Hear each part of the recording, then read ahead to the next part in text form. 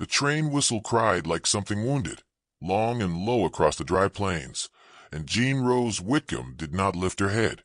Her gloved hands tightened around the handle of her small satchel, the fabric worn thin by years of handling. She sat alone in the last passenger car, swaying gently with the rails, the desert beyond turning gold under the sinking sun. Dust clung to the windows like old regrets, and somewhere behind her, a child was singing off-key about a lonesome cow. Jean didn't look back. There was nothing worth looking back toward. The letter that changed her life was folded carefully in her skirt pocket, heavy as a stone. A rancher named Calder McCrae had sent for a bride through an agency.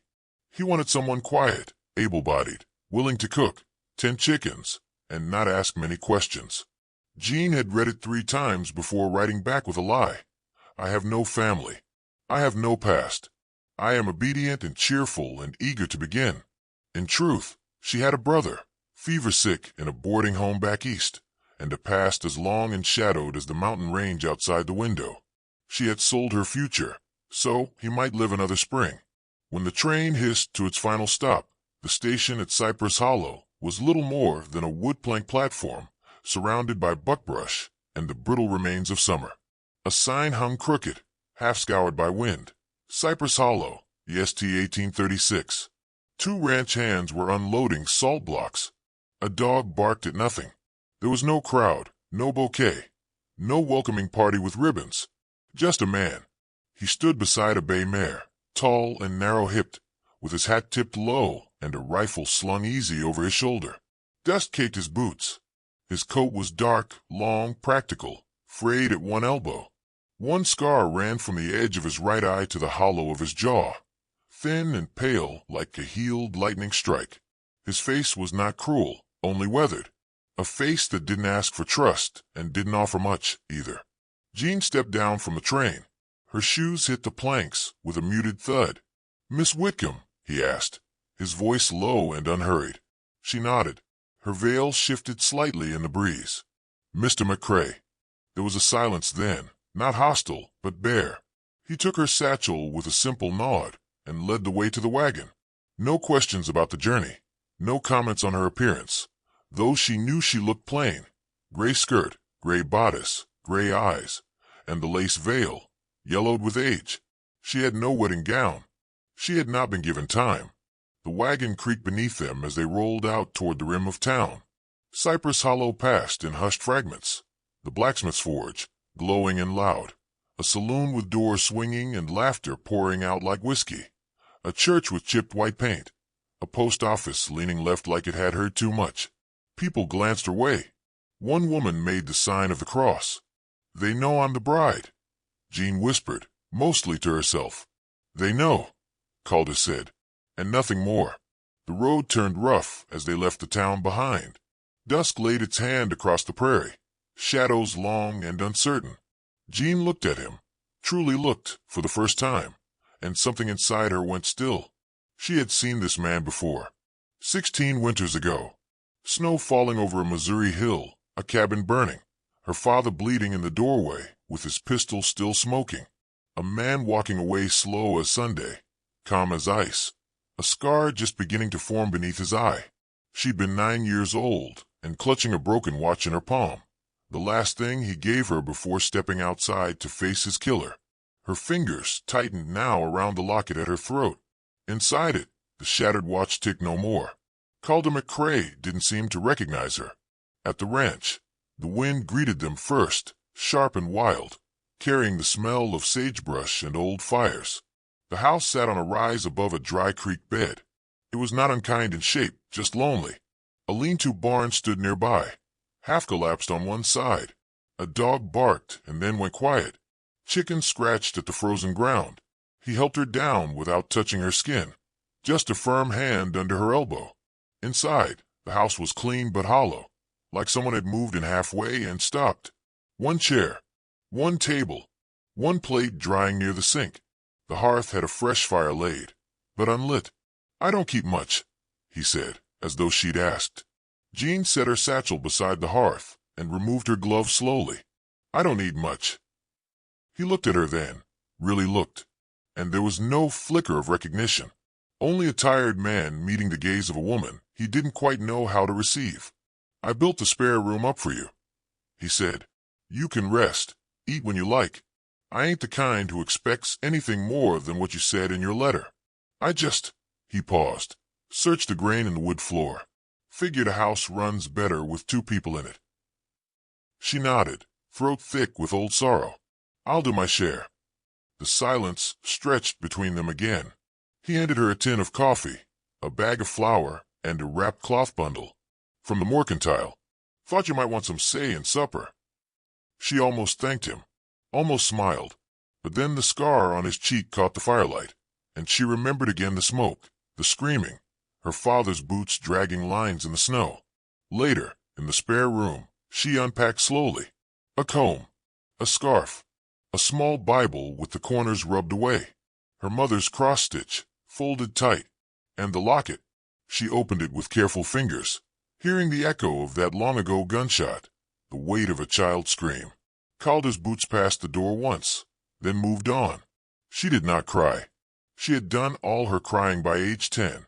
Instead, she sat on the edge of the narrow bed and looked at her reflection in the small mirror above the washstand. She did not see a bride. She saw a daughter.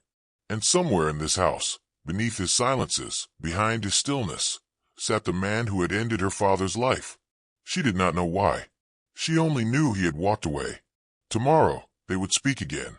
But tonight, under that roof, among the ghosts of both their lives, Jean Rose lay down in her new bed, pulled the old quilt to her chin, and whispered her father's name into the darkness.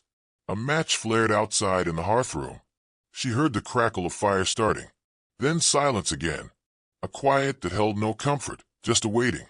She closed her eyes, heart steady, mind sharp. She would learn the truth before spring. She would give her brother a future, and she would decide, when the time came, if mercy was greater than memory.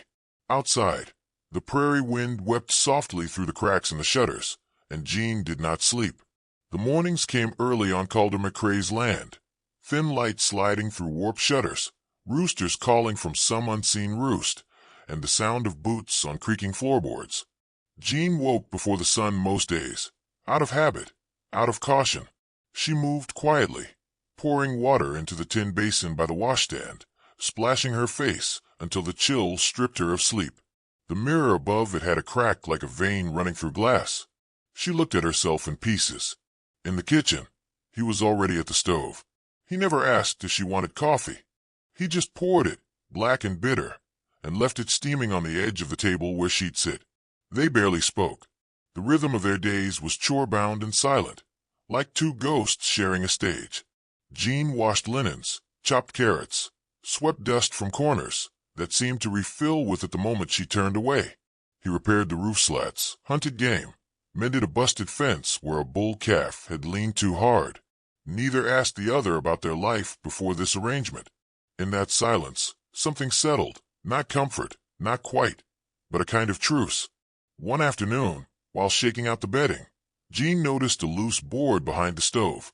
She pried it gently with a spoon handle and found, tucked inside, a folded piece of paper, a child's drawing. A girl, hair in pigtails, stick arms, a dog beside her. The child had signed it, shaky and proud, Letty. She stared at it for a long time before sliding the board back. That night, Calder came home with a streak of blood on his collar. A lamb had torn its leg in the wire fencing. "I buried her near the cottonwoods," he said, not explaining who. He didn't have to. Didn't make it. She nodded, unsure if she should say anything. He was wiping his hands on a rag, slow and methodical. "I'm sorry," she offered. He didn't meet her eyes, but he gave a small grunt, more acknowledgement than agreement. At supper, Jean stirred beans in a cast-iron pot while the wind howled down the chimney. She caught him looking at her hands, quietly, almost like he was remembering something, or trying not to.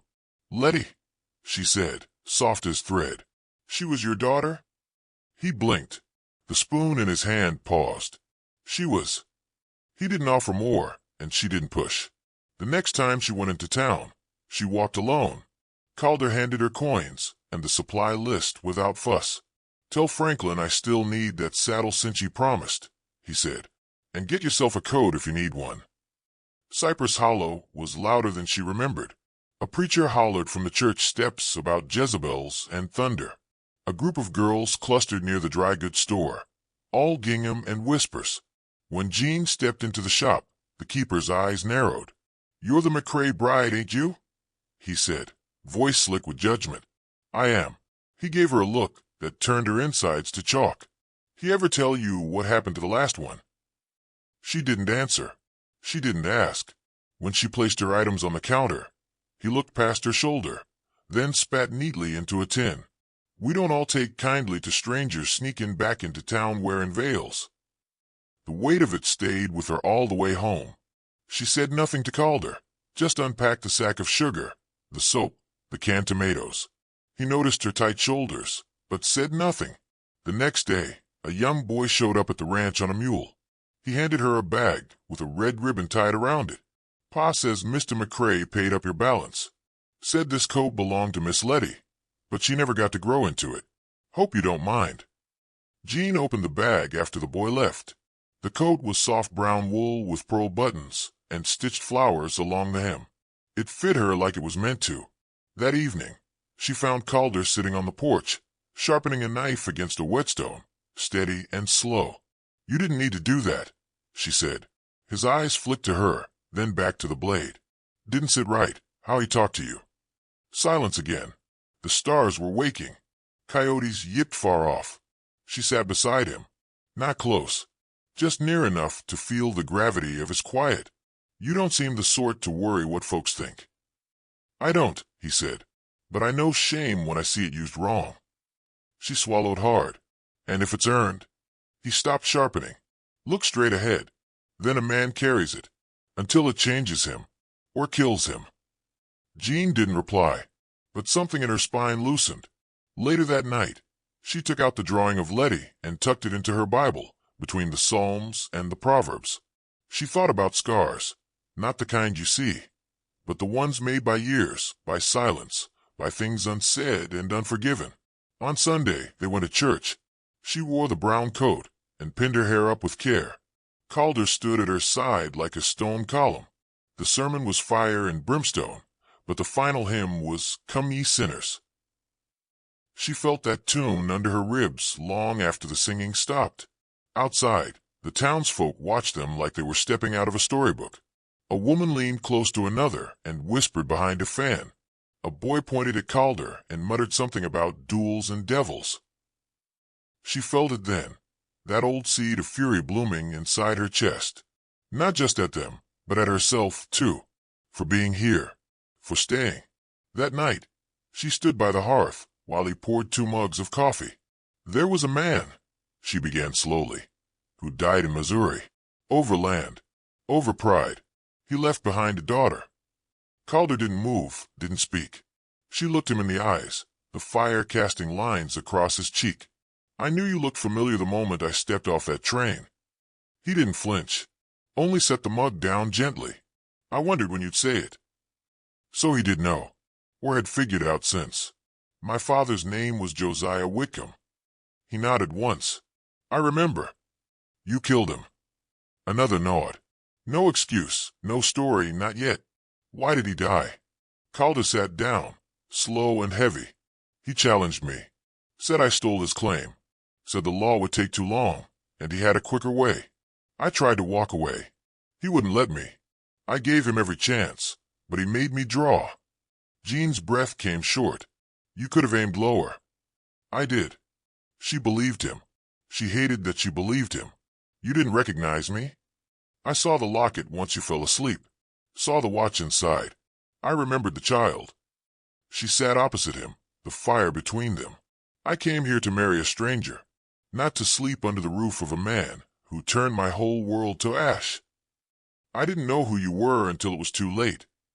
"Too late?" He met her gaze. "Too late to send you away."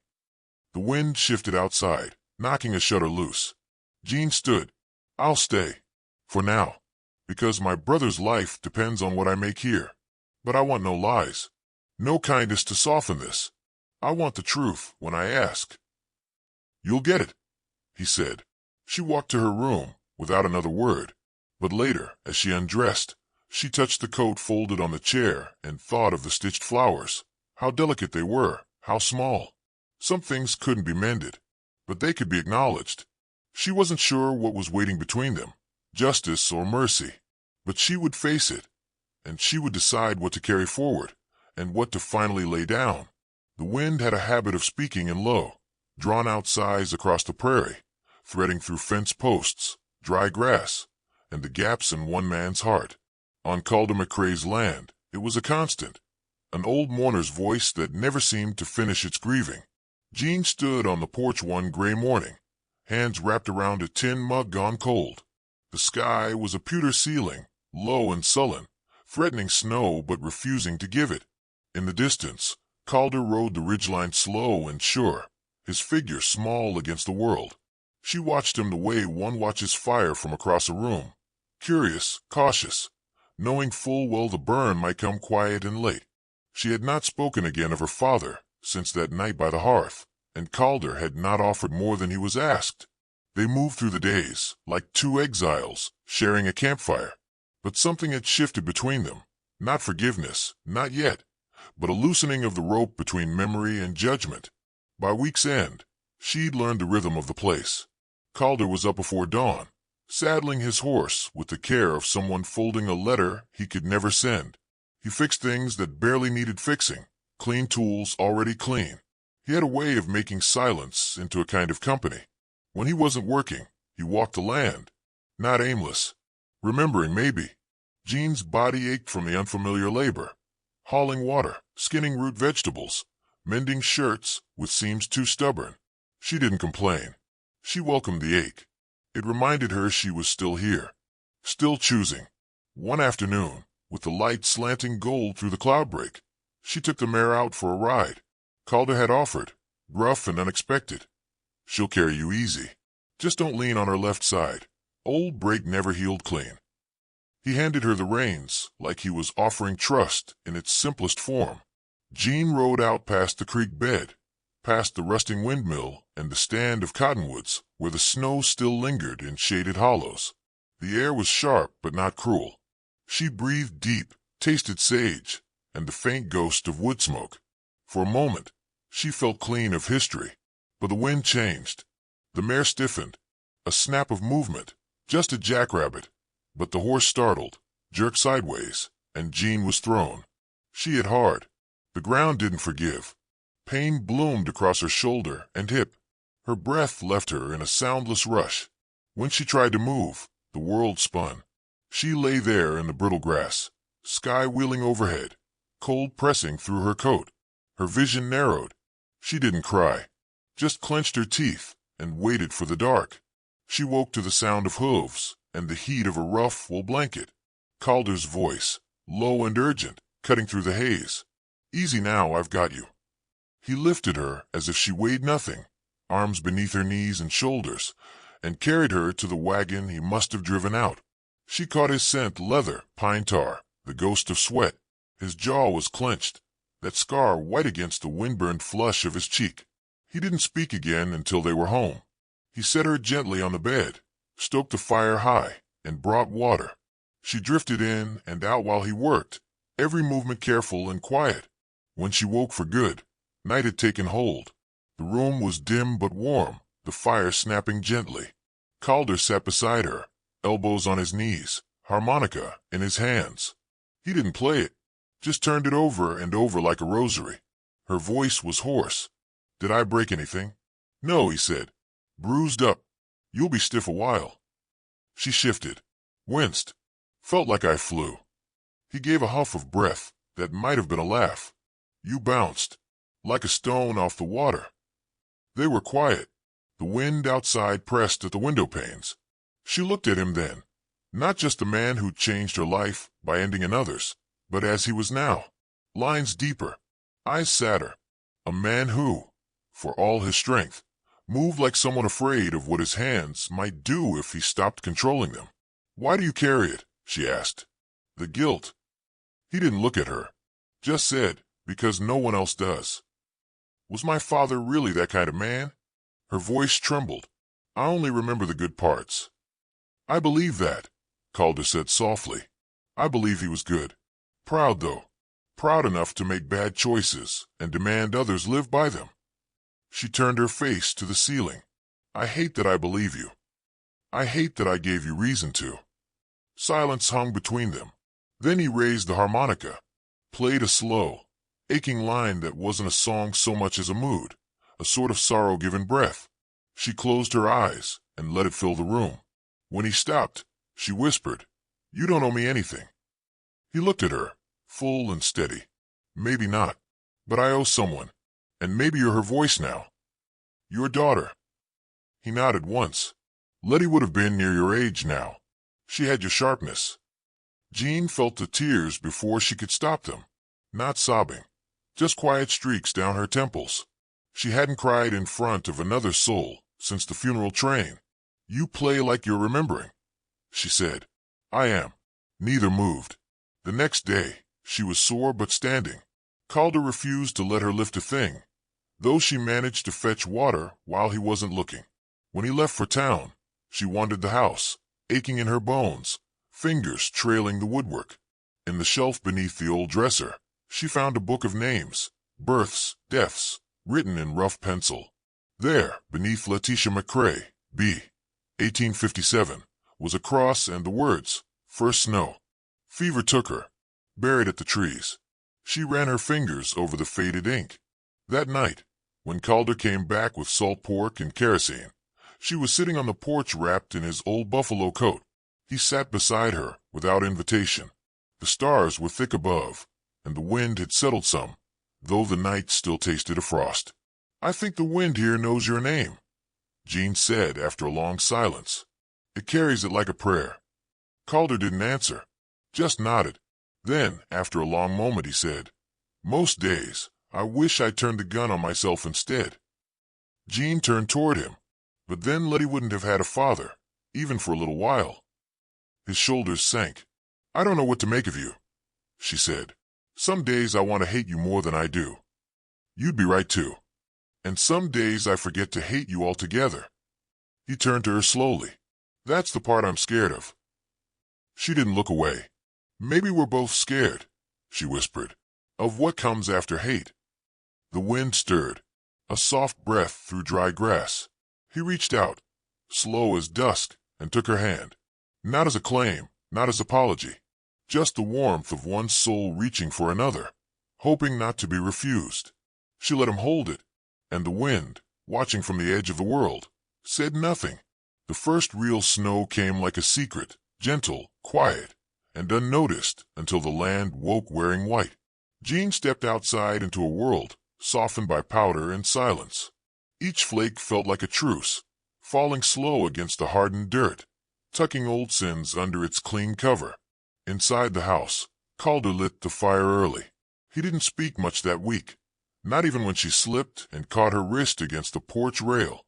He only helped her up, wrapped her hand in linen, and brought her tea without a word. Their silences had grown less barbed, more like old quilts, worn, familiar, filled with patches of warmth. But in town, the snow did not quiet tongues. It sharpened them. Jean had gone to trade for eggs and yeast, her breath clouding in the air as she hitched the mule to the wagon.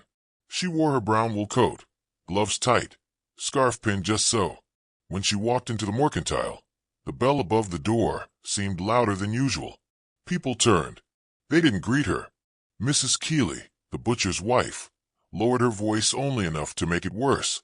Can't imagine sleeping beside a man like that. What'd she think? Tragedy makes a saint. Her companion leaned in, eyes narrow. Some say she ain't just a bride. Some say she came to finish what her daddy started. Jean kept her spine straight. She gathered her goods, paid in exact coin, and walked out without blinking. But by the time she reached the wagon, her hands were shaking. Back at the ranch, Calder was trimming fence posts. She didn't speak of what she'd heard.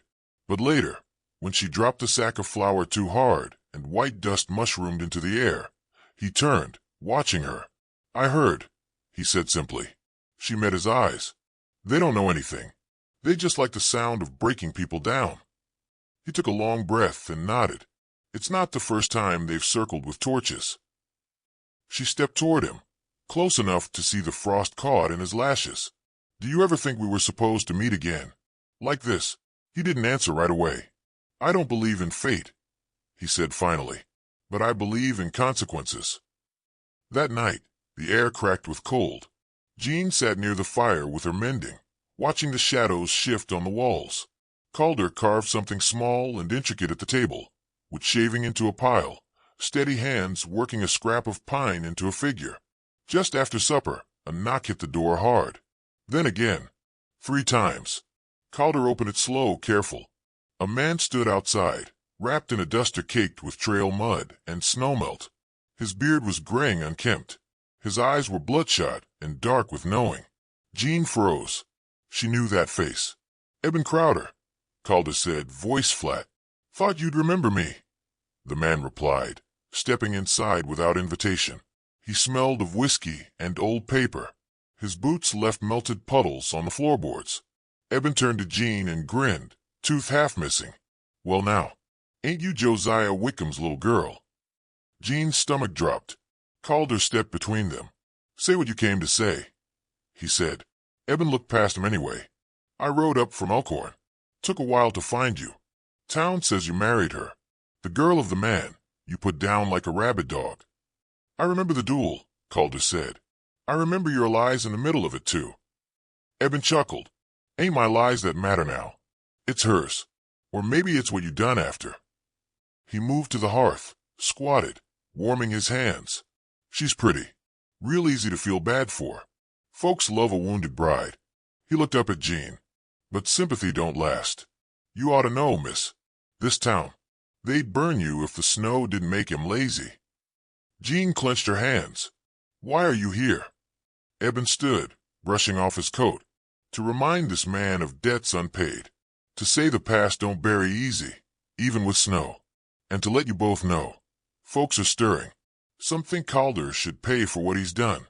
Some think you should be the one to make him." Calder didn't flinch. "You're drunk." Eben turned, slowly.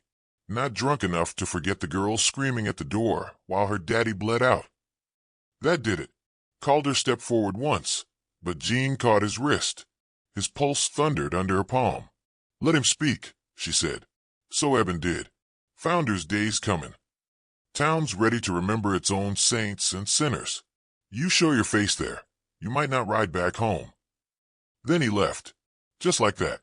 The door opened behind him, letting in a wind colder than anything outside.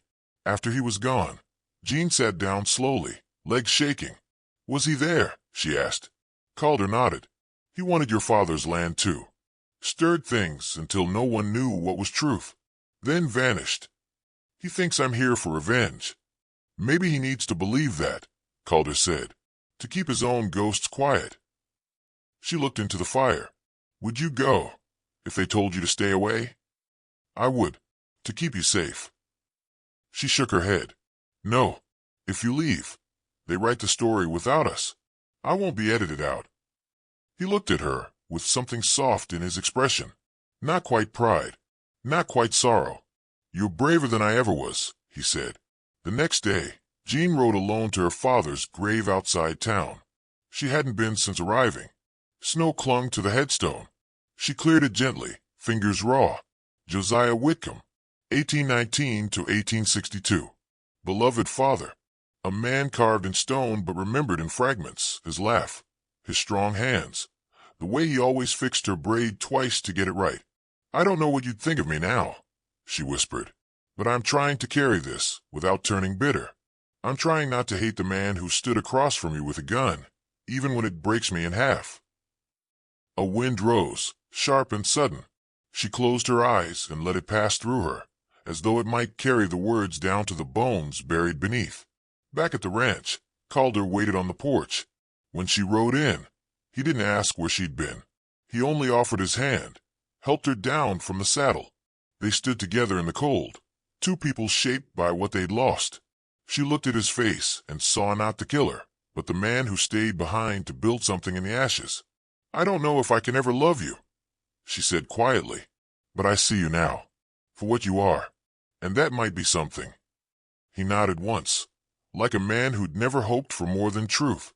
That night, as the wind howled and the stars blinked sharp above the chimney smoke, Jean lit a single lantern in the window.